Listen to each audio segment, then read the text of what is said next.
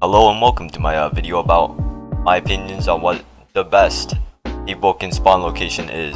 I'll be ranking them from 1 to 5, starting with the first one. Alright, for number 5, this should be pretty obvious to anybody who has even touched Deep Vulcan, like for a reasonable amount of time. We have Fort Merritt spawn. Like, half of the people here, they're just like, wait, you can spawn at Fort Merritt? Like, that proves how irrelevant it is. It is 5 miles away from anything interesting like Etris, Arisia, Ministrila, Monkey's Paw, and there's like basically just a better alternative if you want to spawn at like Hive. I don't think I've met anybody in their right mind that would actually pick Fort Merritt over any of the other spawns I'm about to cover. Coming in at number 4, this actually may be rather surprising to some of you guys, but I've placed Etris as number 4.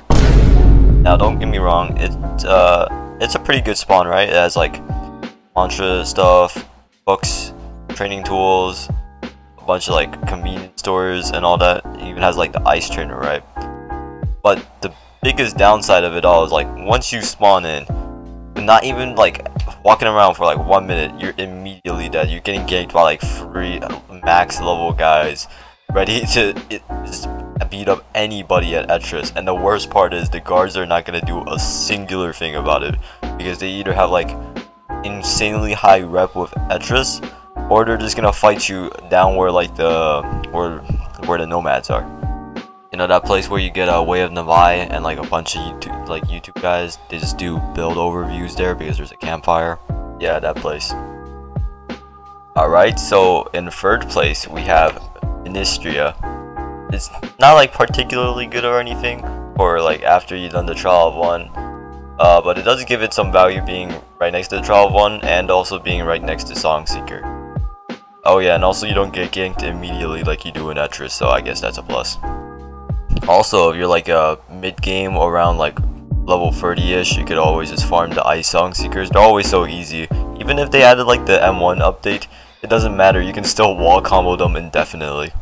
And the Golem, I forgot to mention the Golem, but usually whenever you're like server hopping to kill the Golem because it's always gone, you're gonna run into some random guy, and depending on what type of person the random guy you meet is, you're either gonna die or you're gonna get like some free loot.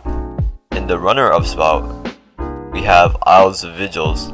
Now, people who are more familiar with Deep Vulcan should already know the 1st place winner by now, but pretend you don't for the suspension, well anyways, I chose Isles of Vigils because 1, it's not Etris, 2, it's actually rather close to Arisia, and or like close to everything else as well, so it's pretty good for a low level grinding.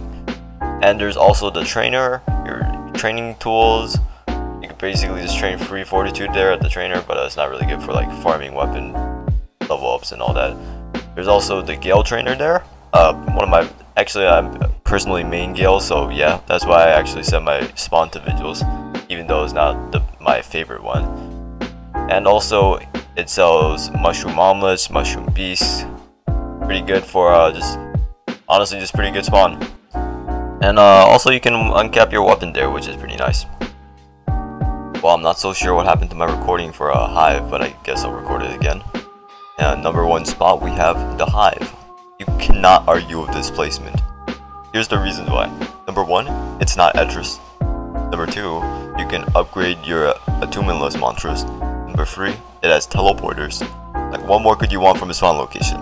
If Archmage was to make like a lobby for Deep Vulcan, this would be it. The first teleporter takes you to main Hive, like really good for grinding when you're level 40, and also you have Cibex there where you can check your belt progression.